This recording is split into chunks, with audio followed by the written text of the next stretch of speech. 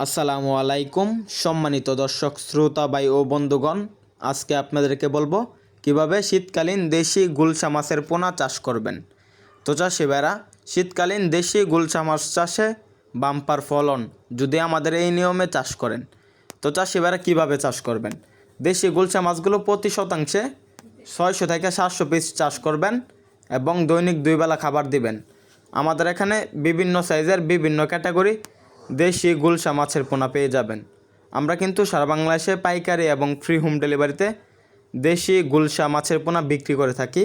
আপনারা চাইলে আমাদের হ্যাচারি থেকে সরাসরি এসে দেখে শুনে সংগ্রহ করতে পারবেন দেশি গুলশা মাছের পোনা। তো চাষি ভাইরা, দেশি যে গুলশা মাছগুলো রয়েছে এগুলা যদি আপনারা শীতকালীন চাষ করেন বা শীতকালীন চাষে কতটুকু বড় হবে ওইটা এখন বলবো। তো চাষি ভাইরা, দেখা যাচ্ছে শীতকালীন দেশি গুলশা মাছের পোনা চাষ করলে প্রায় মাত্র 6 মাসে এই মাছগুলা 8 থেকে 10 পিসে কেজি আসবে। তখন এই মাছগুলার বাজার মূল্য থাকবে 480 টাকা এবং খরচ 120 টাকা। যদি আপনারা শীতকালীন দেশি গুলশা মাছের পোনা চাষ করতে চান তাহলে আমাদের এখান থেকে ক্রয় করতে পারবেন উন্নত মানের দেশি গুলশা। এগুলো আপনারা একক এবং মিশ্রভাবে চাষ করবেন। এই মাছগুলোর খাবার কি? দেশি গুলশা মাছের খাবার হলো নার্সারি বা ফিড খাবার।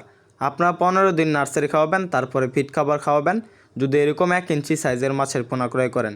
আমাদের এখানে 2 ইঞ্চি, 3 ইঞ্চি, 4 ইঞ্চি সকল সাইজের দেশি গুলশা মাছের পোনা পাবেন।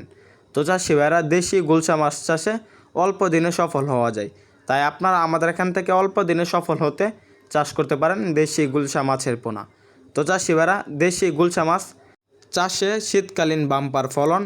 শীতকালীন চাষে এই মাছগুলো সফল হওয়া যায় অন্য অন্য মাছগুলো থেকে, তাই আপনারা এই মাছের পোনা ক্রয় করতে পারেন। আমাদের ভিডিওটি ভালো লাগলে চ্যানেলটি সাবস্ক্রাইব করেন।